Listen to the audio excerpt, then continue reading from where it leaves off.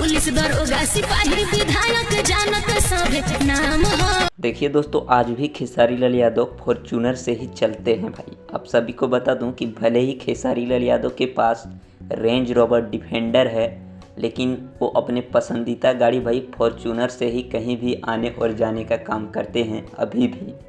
और जी हाँ दोस्तों, आप सभी को बता दूं कि खेसारी लाल यादव का बोलबम का सीज़न भाई जैसे ही ख़त्म हुआ, खेसारी लाल यादव दूसरे गाने का भाई रिकॉर्डिंग करने निकल गए हैं। आप सभी को कुछ तस्वीरें हैं जो आगे वीडियो में दिखेगा।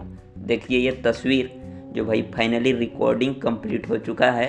बहुत जल्द इसका शूटिंग होने वाला है, तो जैसे ही अपडेट आता है आप सभी को बताएंगे।